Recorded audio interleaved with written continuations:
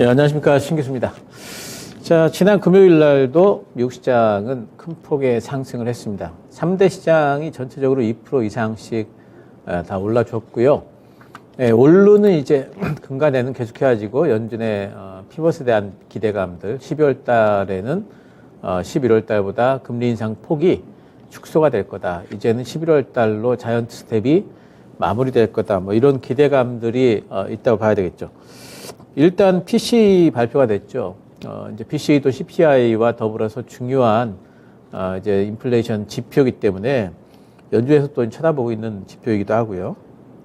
개인 소비 지출이 전월비 6.2% 동일하게 나왔습니다. 근원 쪽이 5.1% 나왔거든요. 예상치가 5.2였으니까 살짝 빠지긴 했는데 사실 뭐 예상치하고 거의 비슷하죠. 사실 PC가 그렇게 뭐 우리가 바라는 정도로 낮게 나오지는 않은 것 같아요. 예, 근데 투심에 좀 영향을 줬던 부분은 이제 주택 쪽인 것 같습니다. 전미부동산중개인협회의 9월 펜딩 주택 판매 지수가 전월비 10%가 넘게 빠졌어요. 10.2%가 빠졌습니다. 이렇게 되면서 이제 주택 시장이 빠르게 냉각 중인 것이 확인이 좀 되고 있고요. 모기지론이 지금 미국 쪽이 지지난주에 7.2%를 돌파했다는 소식이 나왔었으니까 아마도 이제 주택 판매와 관련해 가지고는 상당히 이제 계속해가지고 부진함을 이어갈 수밖에 없을 겁니다. 한동안. 건설 경기도 그럼 당연히 좀 안 좋을 것 같고요. 그렇다면 건설 쪽에서 일하는 고용 인력들도 상당 부분 축소될 수밖에 없는 거고, 또 뭐 이제 고용 쪽이 아직까지 좀 탄탄합니다. 미국 쪽이 고용 쪽이 탄탄하긴 한데, 지금 앨런 머스크가 트위터 인수 이후에 상당 부분 감원을 지금 예상을 예고를 지금 했고, 인텔이라든가 뭐 여러 기업들이 지금 이제 감원을 지금 하고 있는 중이죠. 그래서 이런 것들을 보게 된다면은 고용 지표도 조만간에 아마 꺾일 것 같고, 오일은 이미 내려와 있고, 또 이제 뭐 천연가스 가격도 고점 찍고 내려왔고, 뭐 이제 이런 것들을 보게 된다면은 이제 인플레이션이 이제 뭐 그 고점은 찍었다 이렇게 이제 보는 게 거의 확실하고, 이제 얼마나 빠른 속도로 인플레이션이 이제 감소되느냐 하는 부분이긴 하지만, 인플레이션이 정점을 찍었다라는 이제 그런 지표들이 확인이 되는 마당에 그러면은 연준이 계속해가지고 자이언트 스텝을 이어갈 수 있느냐, 명분이 있느냐, 못할 것 같다 이런 거죠. 그러면서 이제 엊그저께 이제 금리 선물 시장에서 12월 달에 자이언트 스텝 0.75%를 인상할 확률이 40.6%, 50% 밑으로 계속 더 내려온 것 같고요. 그리고 이제 0.5% 인상할 확률이 50% 위쪽으로 지금 올라가 있습니다. 그래서 이제는 시장은 12월 달에 대한 기대가 0.75가 아니라 0.5로 지금 뭐 기대를 지금 하고 있는 것 같아요. 근데 이제 그 FOMC 이번에는 뭐 어쨌든 자이언트 스텝 하겠죠. 이번 주 수요일 날 밤에 우리 시간으로 금리 결정이 아마 될 것 같은데, 성명서에서는, 그러니까 FOMC 이후에 성명서에서는 뭐 12월 달에 금리가 어떻게 되겠다는 뭐 그런 정도의 얘기는 아마 안 할 거예요. 근데 이제 그 성명서 발표 이후에 이제 기자회견 하지 않습니까? 파월이. 기자회견 때 기자들이 아마 물어볼 겁니다. 12월 달은 어떨 것 같냐.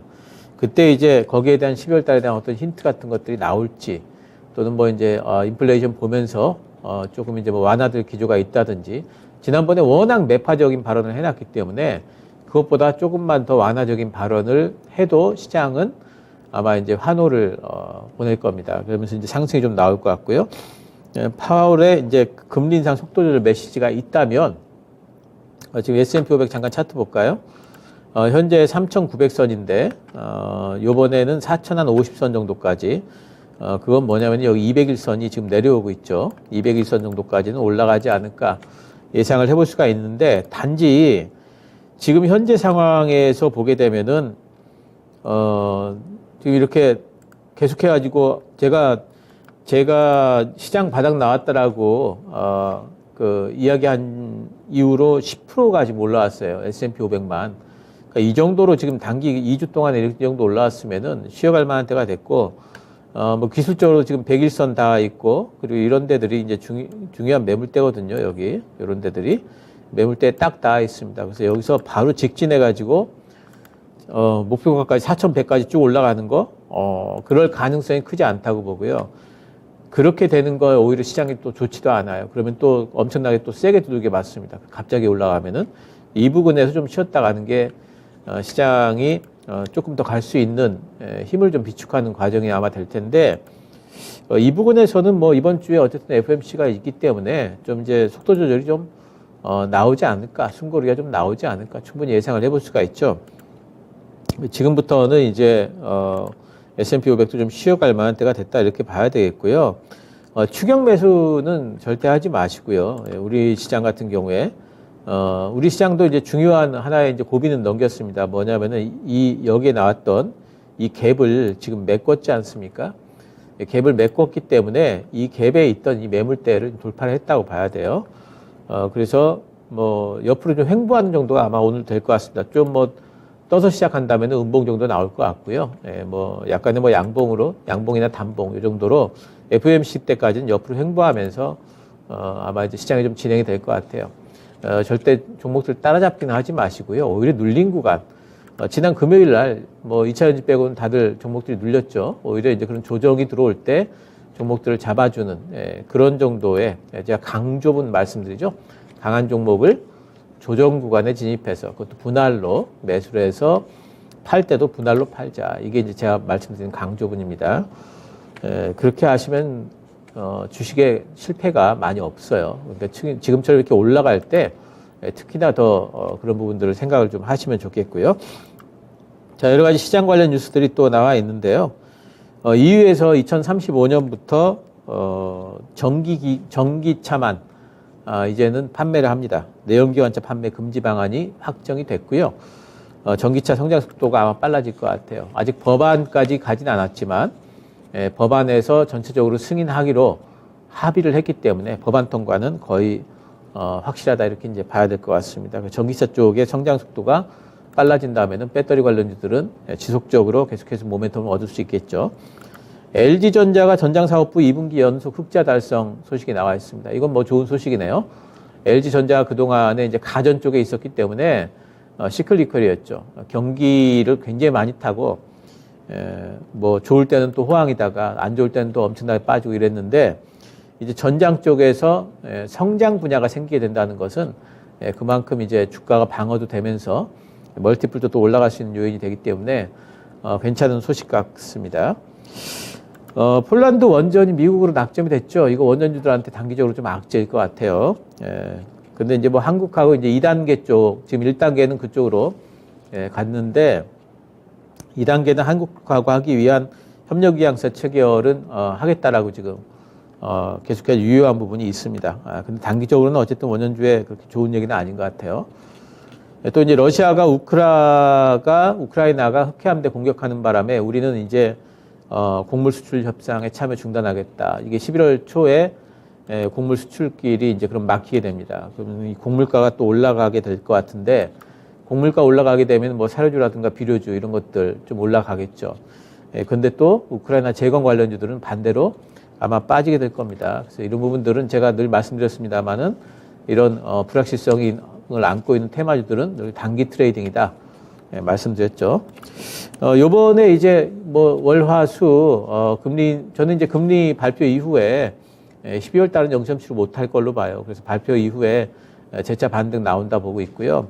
2차 전지, 조선, 자동차, 반도체, 방산, 신재생, 저는 계속해가지고 말씀을 좀 드리고 있습니다. 눌린 구간에서 공략할 수 있는 부분들이 되겠습니다. 자, 오늘 준비한 종목은 동화기업입니다. 동화기업은 뭐 여러분들 다 아시는 원래 목재 회사인데 지금 이제 그 동화기업 같은 경우는 지금 이제 2차 전지 전해질 쪽 하고 있죠. 본업인 목재가 대성 목재가 셧다운되면서 목재 수급 난항 때문에 뭐 이제 상당히 이제 그 상반기 때 안 좋았습니다. 근데 전해액 부분은 매출액이 지금 증가하고 있고 또 흑자 전환되고 있어요. 캐퍼 증설 중입니다. 그리고 5만 톤에서 10만 톤까지 2배로. 지금 미국에 짓고 있기 때문에 요즘에는 이제 이런 2차전지 쪽의 소재 업체들은 다 미국에다 지어요. IRA 수에 기대할 수 있겠고 3분기 매출이 작년 대비 32%, 영업이익은 좀 깎일 걸로 지금 예상을 하고 있습니다. 이거는 이제 뭐 신규 투자 때문에 비용이 좀 증가하는 부분들이 좀 있겠죠. 어쨌든 매출이 늘고 있는 부분, 그리고 지금 이제 2차전지 전해 쪽에 그 증설을 하고 있기 때문에 지금 4분기부터는 또 이제 재차 이익 성장이 좀 될 걸로 보고 있고요. 내년 2023년도, 2024년도에 계속해가지고 올해보다 내년에 30%, 내년보다 내후년에 30% 계속 영업이익이 증가할 걸로 보고 있습니다. 차트 보시면은 많이 빠져 있고 지금 3분기 감익에 대한 우려까지 거의 이제 뭐 여기 다 그 묻어 있다 봐야 되겠죠. 예, 매수는 시가 2% 이내 가능. 매수는 시가 2% 이내 가능하겠고요. 예, 목표가는 일단 9만 원 잡도록 하겠습니다. 예, 전전 고점입니다. 그리고 손절가는 이번에 나왔던 저점 부근 56,500원 잡도록 하겠습니다. 자, 이제 조금 쉬어갈 만한 때가 됐다 그러는데 미국 시장 계속 올랐죠. 그러니까 안 쉬나 보다 이러고 잡기보다는 이제는 FMC가 왔으니까 지금은 계속해서 눈치 보이 구간으로 예상하시는 게 좋겠습니다.